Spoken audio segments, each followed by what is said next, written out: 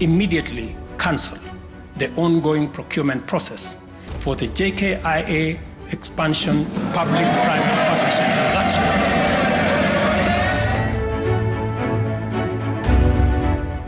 मशहूर भारतीय उद्योगपति गौतम अडानी की मुश्किलें एक बार फिर बढ़ती दिखाई दे रही हैं। अमेरिका की short selling firm Hindenburg research की रिपोर्ट के आरोपों से लगभग 2 साल जूझने और उबरने के बाद उनकी कंपनी के खिलाफ अमेरिका में केस दर्ज हुआ है।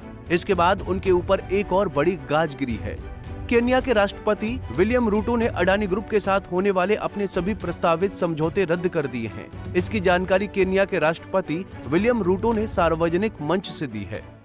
Accordingly, I now direct, in furtherance of the principles enshrined in Article 10 of the Constitution on transparency and accountability, and based on new information provided by investigative agencies and partner nations, that the procuring agencies within the Ministry of Transport and the Ministry of Energy and Petroleum immediately cancel the ongoing procurement process for the JKIA expansion public-private partnership transaction.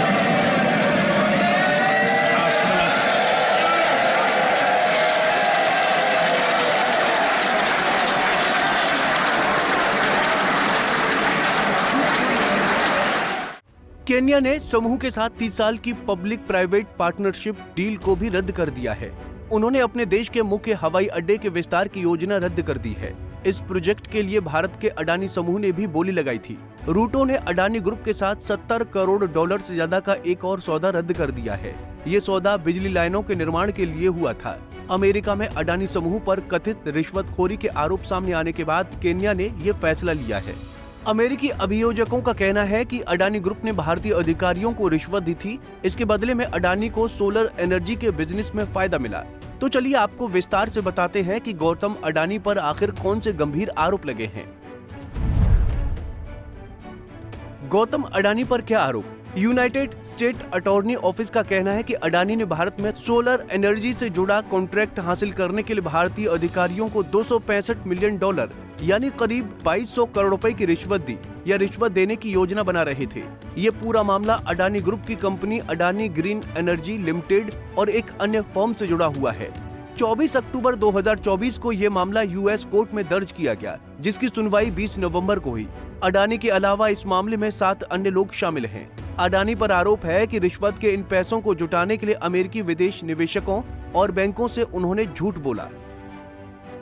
आपको बता दें कि 2020 में America ने एक secret report तैयार की थी। इस रिपोर्ट में बताया गया था कि अडानी ग्रुप और अज्योर पावर के अधिकारियों ने जानबूझकर और इच्छा से साजिश रची थी। उन्होंने भारत के सरकारी अधिकारियों को रिश्वत देने की बात कबूली है। बदले में उन्हें बिजनेस में फायदा चाहिए था। अडानी और उनके अधिकारियों पर भी ये आरोप है कि उन्होंने अमेरिकी निवेशकों और कर्जदाताओं को गुमराह किया है। उन्होंने कंपनी के भ्रष्टाचार विरोधी नीतियों के बारे में झूठ बोला था। ऐसा करके उन्होंने निवेशकों से पैसे ऐंठे। 2021 से 2024 के बीच अडानी ने लोन और बॉन्ड के जरिए $3 अरब से ज्यादा जुटाए। इसमें अमेरिकी निवेशकों का भी पैसा था। तो आपको ये भी बता दें कि अमेरिकी रेगुलेटर का नोट क्या कहता है। क्या कहता है अमेरिकी रेगुलेटर का नोट?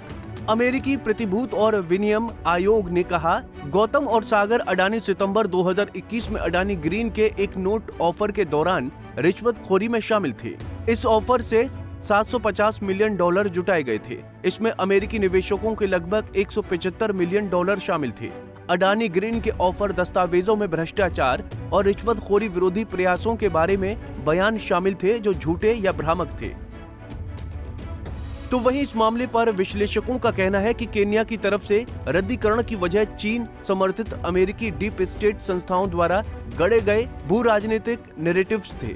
ये कदम केन्या के चीन के साथ गठबंधन को और मजबूत करता दिखा रहा है, जिससे अफ्रीका में बढ़ते चीनी प्रभाव और अमेरिका के लिए इसके पीछे छिपे फायदों के बारे में चिंताएं बढ़ रही हैं। इसी बीच अडानी समूह ने सभी आरोपों से इनकार किया और उन्हें निराधार बताया।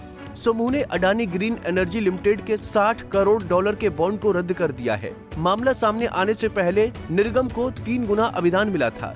समूह के प्रवक्ता ने एक बयान में कहा कि अडानी ग्रीन के निदेशकों के खिलाफ अमेरिकी न्याय विभाग और अमेरिकी प्रतिभूत और विनियम आयोग के लगाए गए आरोप निराधार हैं। हम उससे पूरी तरह से इनकार करते हैं। मामले में वो हर संभव कानूनी कदम उठाएंगे। बहरहाल, इससे पहले अमेरिकी शोध एवं निवेश कंपनी हिंडनबर्ग रिसर्च ने समूह पर धोखाधड़ी के आरोप लगाए थे, जिससे अभी वो उभरा ही था और अब इस विवाद के चलते अडानी ग्रुप के शेयरों में भी लगातार गिरावट देखने को मिल रही है।